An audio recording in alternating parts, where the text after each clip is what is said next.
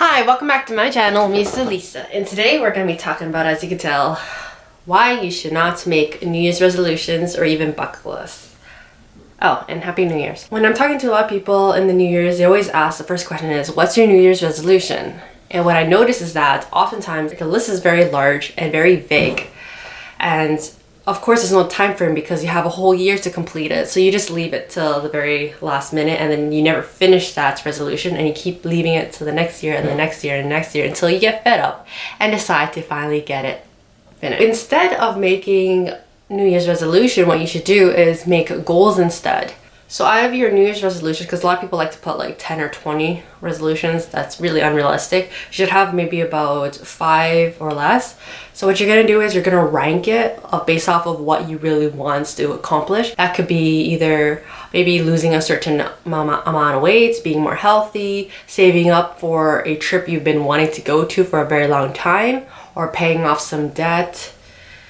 And the list goes on. First thing you want to do is figure out which one's more important and rank it in that order, and make sure that it is realistic and attainable. So you're not going to be like, I want to lose 10 pounds in the next month. Well, you can, but it's very unrealistic and it's going to harm your body because it's very unhealthy to lose that much weight in 1 month. You're basically not going to be eating for majority of the time, and that's bad. And the next thing you're going to want to do is write down or tell yourself what exactly, it's better to write it down. You're gonna write down exactly what you want, like your goal and the time frame that you're gonna complete this by. So for example, if again going back to the getting healthy and losing weight, say the 10 pounds, 2 pounds a month. So then 2 pounds a month, so that's like about 0.5 pounds a week, and that's definitely attainable. Depending on what you're eating and the amount of time you exercise. So that's more attainable, and then once you reach that goal, you're gonna have higher goals, and then it keeps on going, and then it makes you feel better that you completed. It makes you want to have harder goals that you can accomplish, if that makes any sense. And then once you visualize what you want, you're going to break it down of what exactly you're gonna do. Going back to the losing weight, that's the topic of the day, I feel. You're gonna write down like what you're going to be eating, meal preps, the amount of calories if not, or even cutting back some of the unhealthy food that you're going to eat. Or even another example is saving up for a certain trip.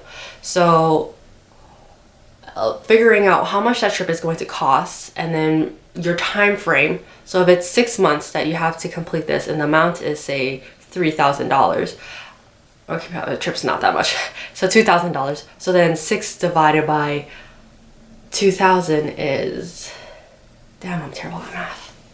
333.33. So that's how much you're going to try to save a month.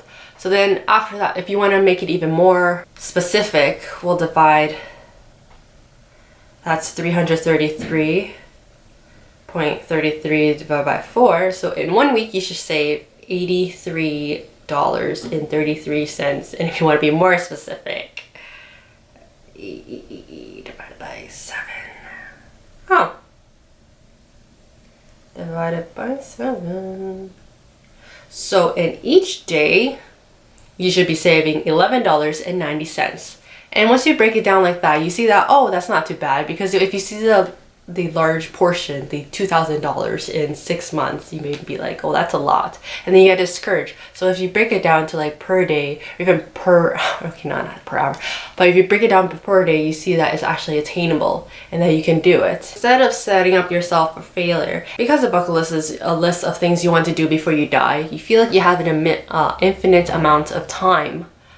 You have what, the next 50, 60, 70 years to complete that list, and you'll never do it because you see that you have so much time and it's never the best time to do it.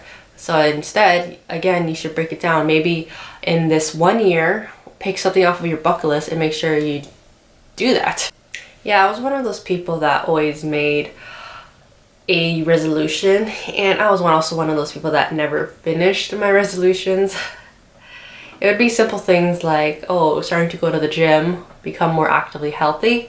Actually, I haven't made a resolution in a long time, so I actually don't remember. I hope you enjoy this video and actually learn something from it, and hopefully instead of making New Year's resolutions, you make goals instead. So comment down below the goals you have, and I would love to read it.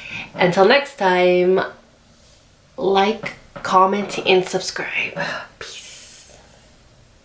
Oh, this is awkward.